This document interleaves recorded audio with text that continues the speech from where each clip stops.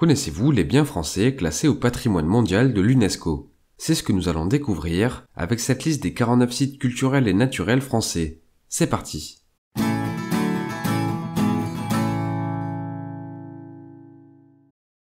Tous les biens inscrits sur la liste du patrimoine mondial présentent une valeur universelle exceptionnelle.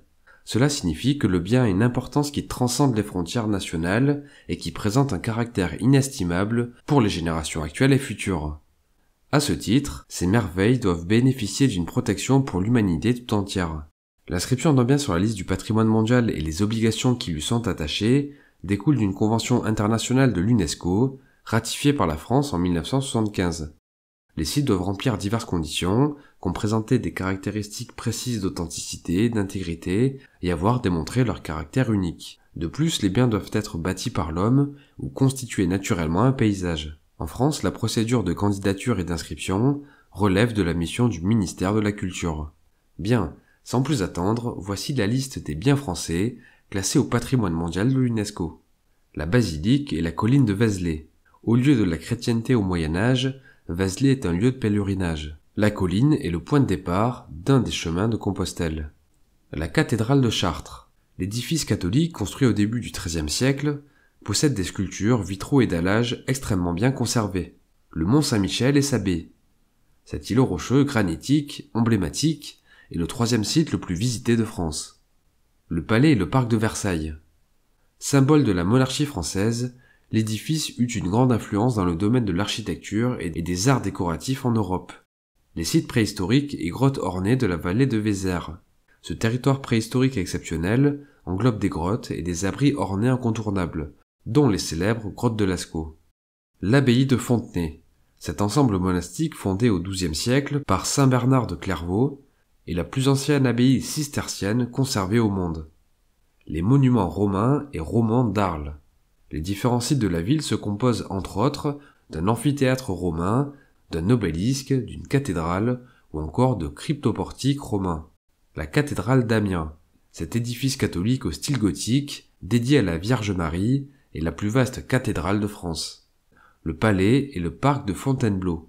Au lieu de l'histoire de France, le château fut l'une des demeures des souverains depuis François Ier jusqu'à Napoléon III. Le théâtre antique et l'arc de triomphe d'Orange. Ces édifices sont un héritage datant de la civilisation romaine.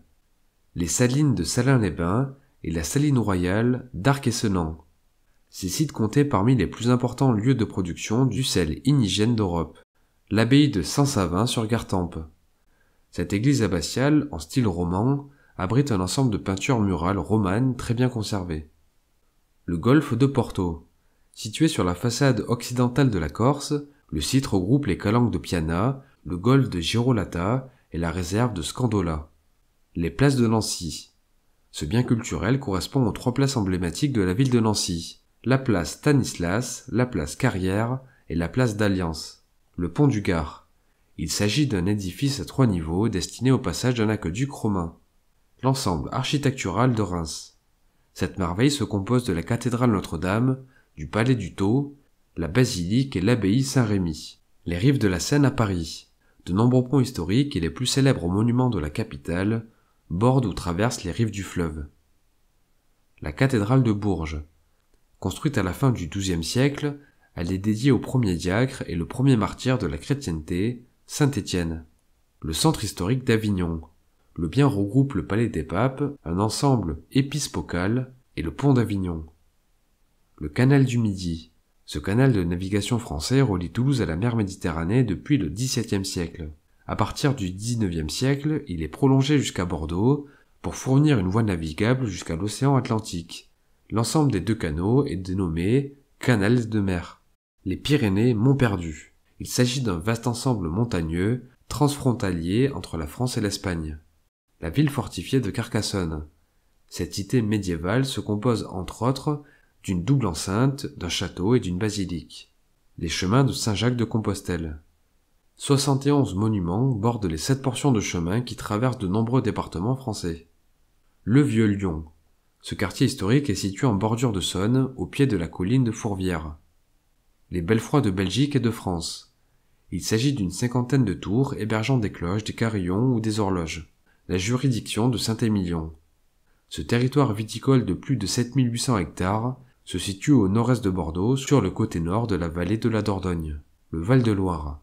Il s'agit de la région naturelle française située entre Sully-sur-Loire et Chalonnes-sur-Loire.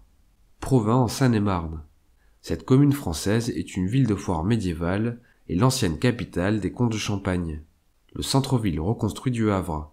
Le site est un ensemble cohérent composé de 12 000 logements et de nombreux bâtiments civils, commerciaux, administratifs ou religieux.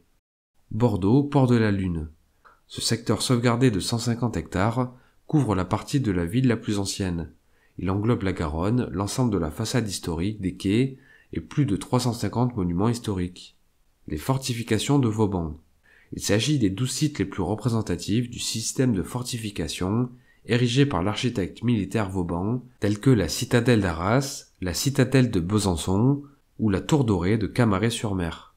Les lagons de Nouvelle-Calédonie. Cette merveille est constituée de 6 sites regroupant une diversité inouïe de récifs et d'écosystèmes marins.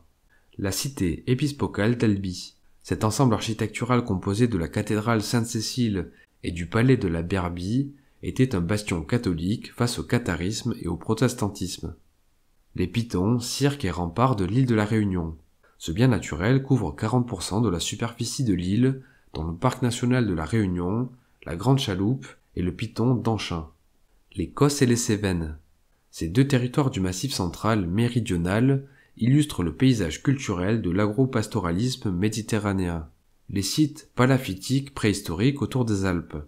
Il s'agit d'un ensemble de vestiges d'habitations lacustres, préhistoriques, situés sur les bords de lacs, de rivières ou des terres marécageuses.